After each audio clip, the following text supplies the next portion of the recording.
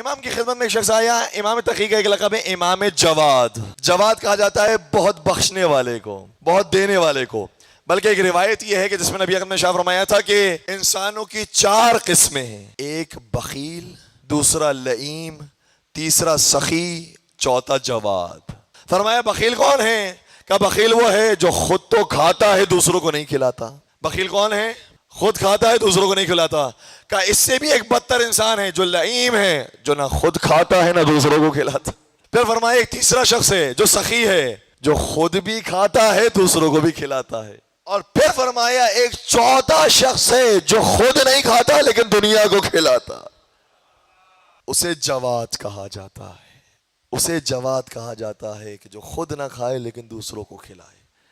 امام جواد کی خدمت میں ایک شخص آیا اور سوال عرض کیا، اور یہ طریقہ ہمیں بھی سکھایا گیا ہے کہ جب معصومین کی خدمت میں جائیں تو اسی طریقے سے ہم سوال کریں کہ مولا آپ اپنی شان کے مطابق ہمیں عطا فرمائیے۔ خدا کے سامنے بھی انسان جائے تو اسی طریقے سے کہے خدا تو اپنے قدرت اور جلالت کے مطابق ہمیں عطا فرما۔ ہم جب بھی مانگیں گے محدود مانگیں گے، مختصر سا مانگیں گے، خدا کو ہم خدا ہی کا واسطہ دے کر مانگیں گے تو وہ بہت عطا کرے گا۔ لیکن اس روایت کے اندر ایک عجیب جواب دیا امام نے، جب اس نے بھی آ کر امام سے کہا کہ مولا آپ اپنی شان کے مطابق مجھے عطا فرمائیے، امام نے فرمایا میں دے ہی نہیں سکتا۔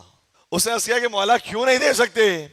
اب امام نے ایک ایسا جملہ ارشاد فرمایا کہ جس کا مفہوم یہ ہے کہ تو نے یہ کہا ہے کہ میں اپنی شان کے مطابق ادا کروں۔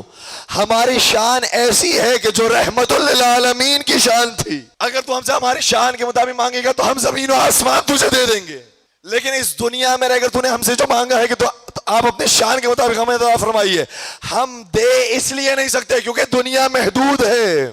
عرض کرنے لگا پھر مولا میں کس طریقے سے آپ سے مانگوں؟ امام نے فرمایا اس طریقے سے مانگ کہ مولا مجھے میری اوقات کے مطابق عطا فرمائیے۔ تو پھر عرض کیا مولا کی خدمت میں مولا آپ مجھے میری حیثیت میری اوقات کے مطابق عطا فرمائیے۔ تو امام نے اسے 300 دینار دے دی۔ تو مانگنے کے اندر بھی یہ ذہن میں رہے کہ معصومی دینے پر آئے سب کچھ انسان کو دے سکتے ہیں، لیکن دنیا محدود ہے، دنیا کے اندر ایک سسٹم موجود ہے۔ کبھی کبھار ایسا ہوتا ہے کہ ہم ایسی دعا مانگ رہے ہوتے ہیں کہ اس میں ہمارا تو فائدہ ہوتا ہے، ہمارے پڑوسی کا نقصان ہوتا ہے۔ ہمارا تو یہاں کراچی والوں کو فائدہ ہوتا ہے لیکن جو اندرون سندھ کے اندر لوگ موجود ہیں ان کا نقصان ہوتا ہے، اور آج یہی ہو رہا ہے۔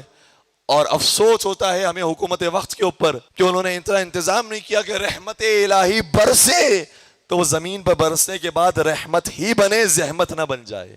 عجیب بات ہے، رحمت الہی برس رہی ہے، لوگوں کی فصلیں اگ رہی ہیں اور ہماری زمینیں خراب ہو رہی ہیں۔ بلوچستان میں دیکھیے آج حالات بڑے سنگین ہیں۔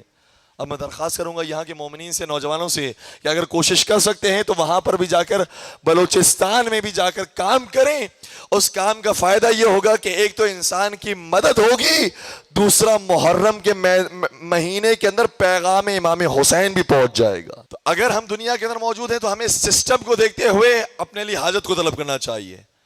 اور پھر آئمہ علیہ السلام نے کیسے کیسے عطا کیا ہے آپ واقعات دیکھتے جائیے اور حیران ہوتے جائیے۔ اگر کوئی شخص خاک شفا کو بھی رکھتا ہے اپنے پاس تو خاک شفا سے کیا ہو جاتا ہے۔ ملا محسن فیض کاشانی ایک مرتبہ بلایا گیا انہیں اصفہان میں۔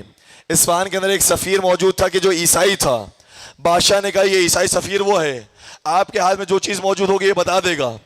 ملا محسن فیض کاشانی نے کہا ٹھیک ہے میں اپنے ہاتھ میں ایک ایسی چیز رکھتا ہوں، یہ بتا کر بتائے کہ کہاں پر موجود ہے اور کیا چیز موجود ہے۔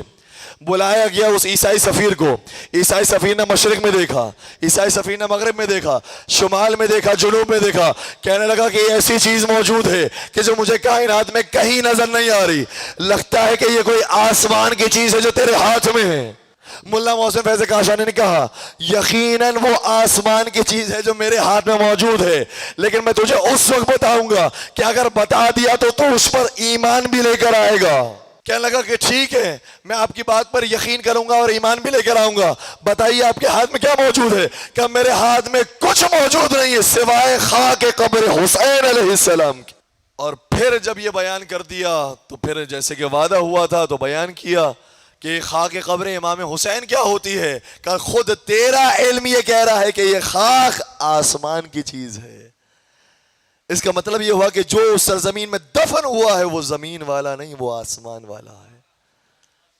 اور اس خاک شفا کے صدقے میں وہ عیسائی عالم دین بھی شیعہ ہو گیا۔